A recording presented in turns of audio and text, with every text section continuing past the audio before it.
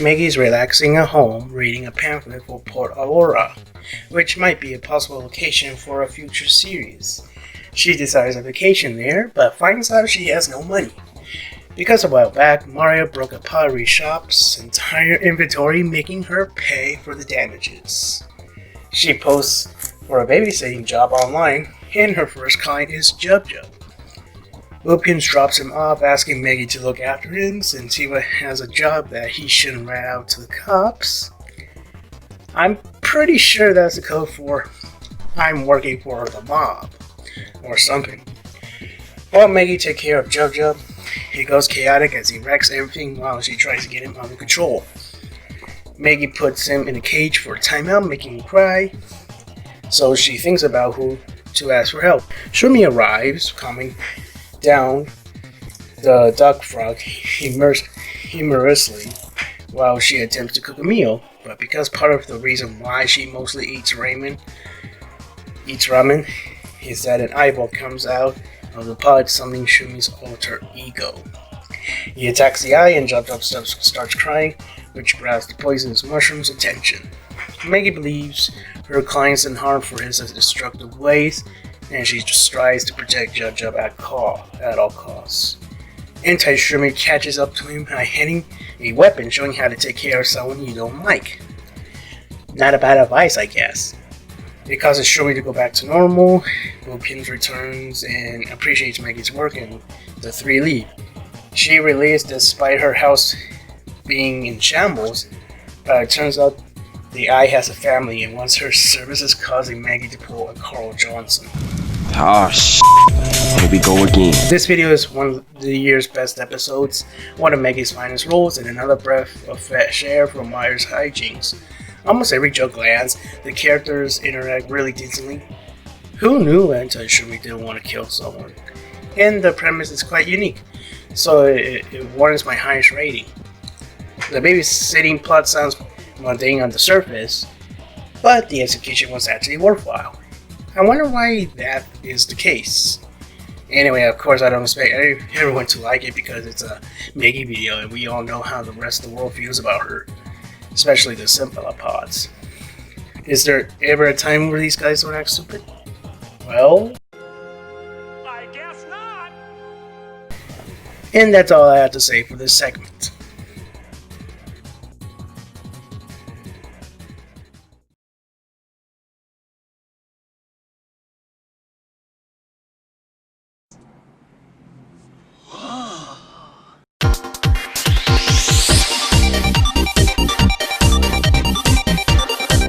An Uber drops off Mario at the night city instead of home, so he looks like around the futuristic town and spots the breathtaker himself.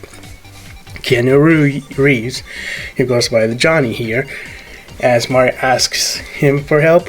Hideo Kojima barges in, kidnapping Johnny's pet, Egg Dog, and takes off. Johnny offers Mario a ride home if he helps him get his pet back.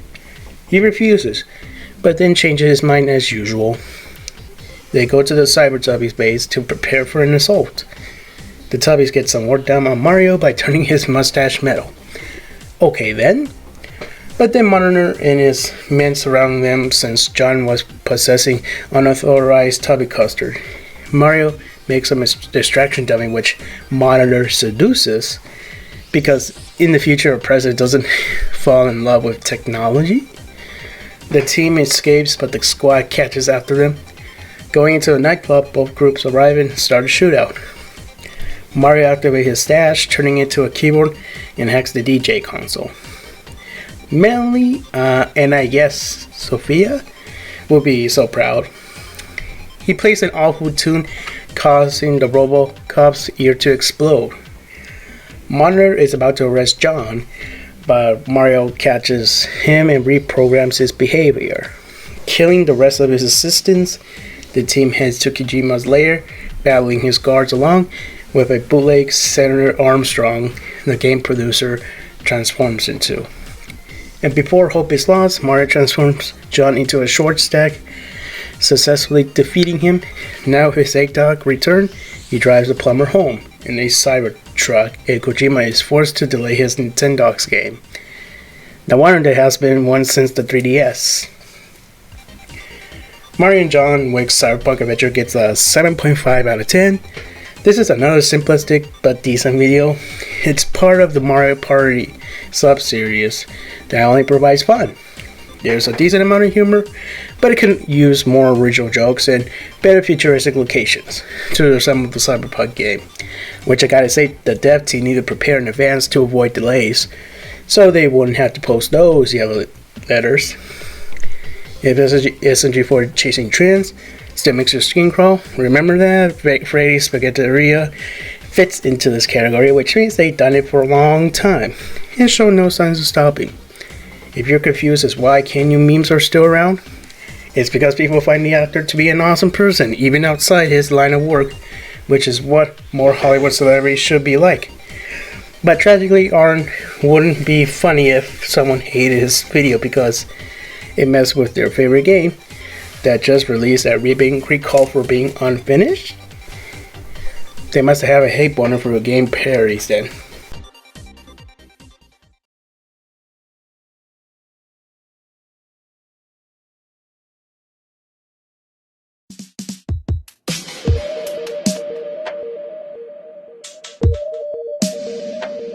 Well, this is something we didn't expect. A new short. To put it quickly, it speaks for itself. Becky tries to learn Japanese with Psycho, but she ends up learning Italian with Mario instead. That's really it. Albeit a portion of a typical episode, it still gets the highest rating for what it brings to the table. Not sure the shorts will become a regular occurrence again, like the time when they uploaded on the Awesome Mario, or if it's something that will carry on into the new year on occasion. But I hope I can discuss shorts as interesting as possible if so. On to the next video.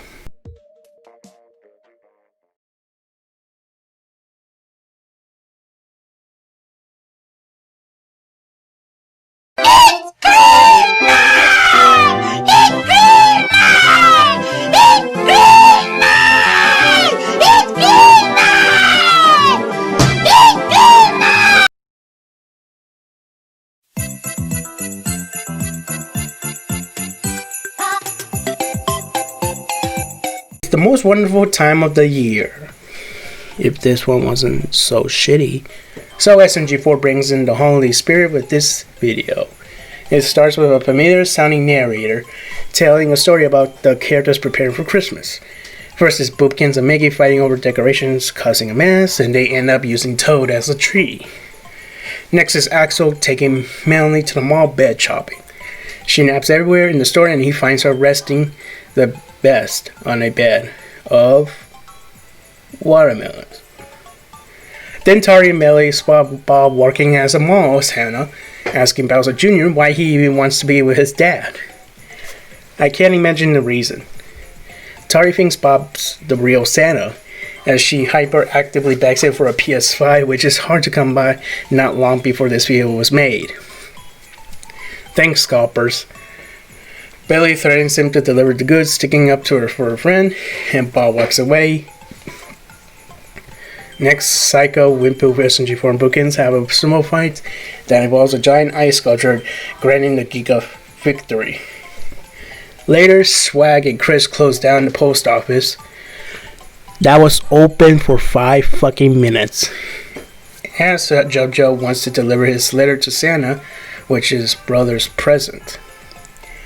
Santa flies by, so Swag attacks him to get his attention and crashes his sleigh during the letter. Finally, the plumber brother drives their way home to the party, but it's very windy, causing the car to get stuck in a tree. As they're stuck near the edge of the cliff, Swag gives them a loud tap, and they crash into the castle rather safely. And everything gleefully celebrates the holidays until a nuke drops. Turns out, SMG3 wrote the story he was telling to his friends, and it gets attacked by them again. Who would have seen that coming? 9 out of 10, a very wholesome special, though it doesn't emphasize comedy as well as last year's Mario alone. I love SMG3's narration and the cast interactions, but Robin surely need more screen time. I'm assuming they worked on this skit, but they had to scrap it. This does feel like more Christmassy videos, but not the super cliche special you might come across. It ranks up there with Mario alone, and the most important thing, and serves a great way to close the year. But not without this last video.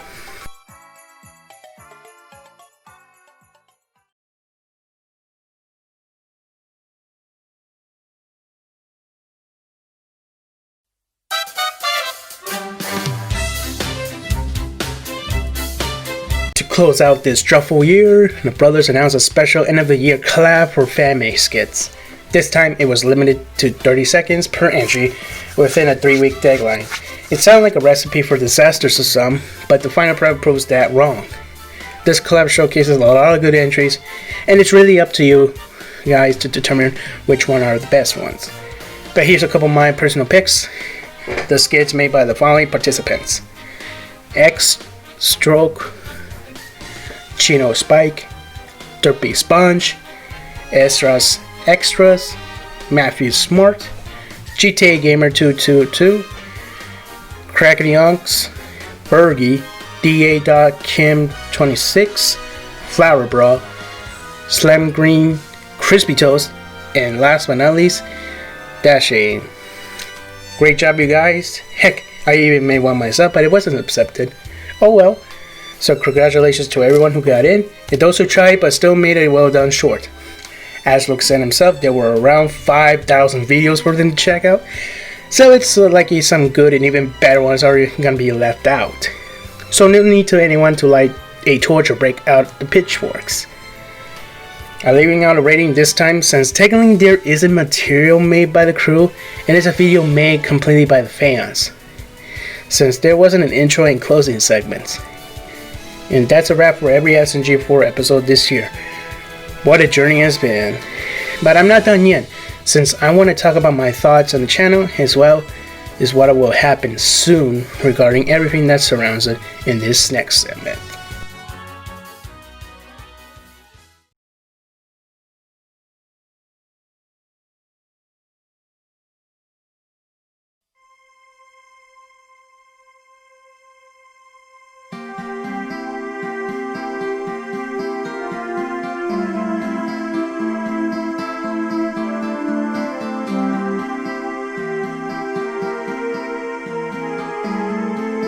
Despite 2020 being a mental and social tumor of the year, it still brought a lot of surprises and a fair bit of subjective letdowns here and there for the channel.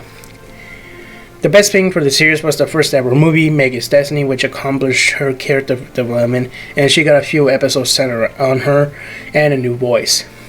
Not bad for the girl who supposedly deserves hate. The downside, however, is what I believe many episodes straying away from being comedy-focused, tackling other genres.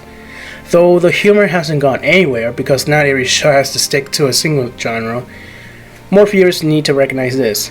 There's also the matter of Mario taking the spotlight in almost every video, since there is a quota for the M in SMG4. I don't think they should stop focusing on him because it's still possible to have variety in the uploads and characters while shoehorning him in or feeling pointless.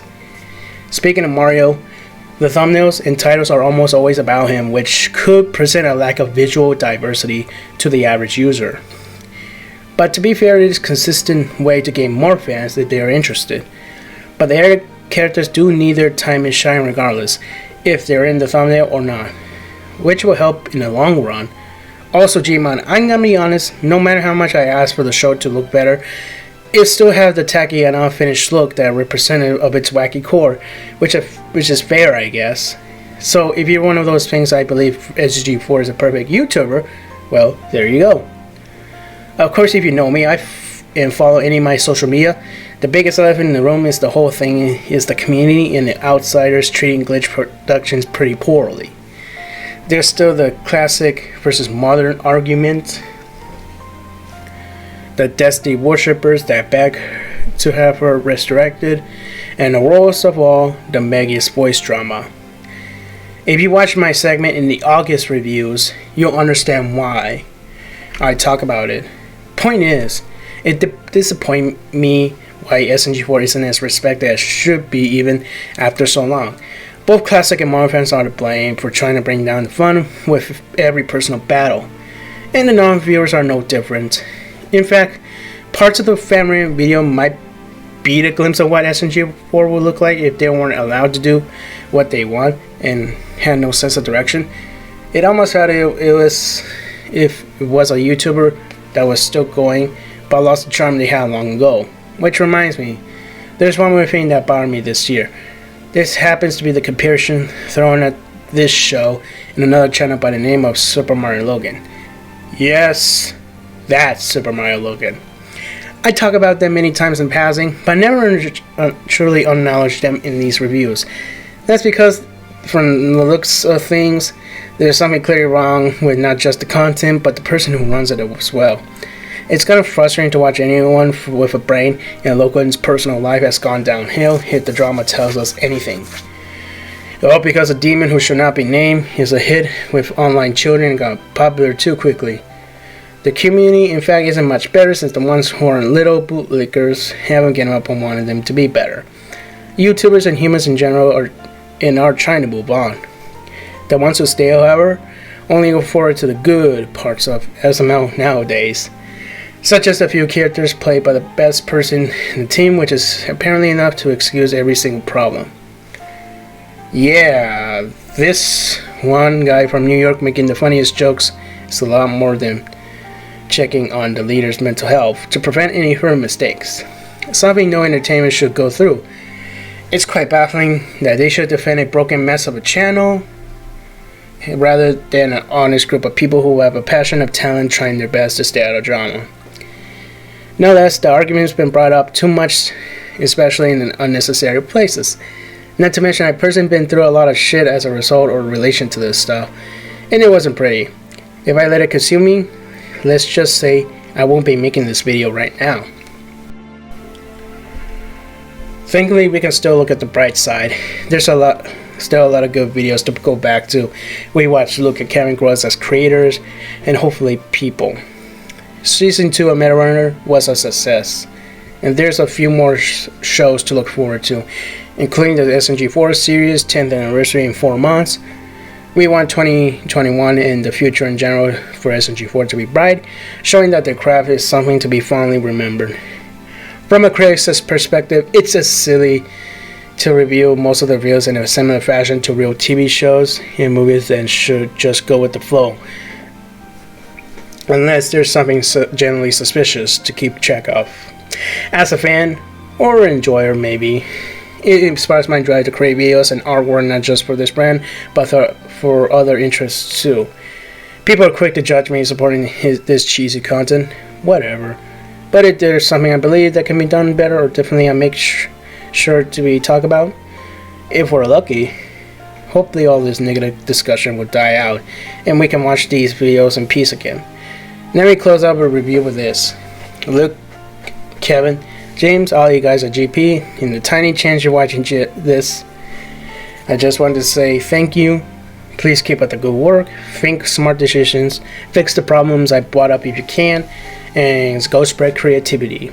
As for my audience, thank you guys so much for watching. If you made it this far, I appreciate the support you're giving me. Whether that be my channel or social media, I'll still be reacting and reviewing next year. I might do other stuff. Who knows? Stay safe, wear a mask outside, or get yourself vaccinated. I hope you and your families are having a happy holidays and a better new year. And as always, peace out.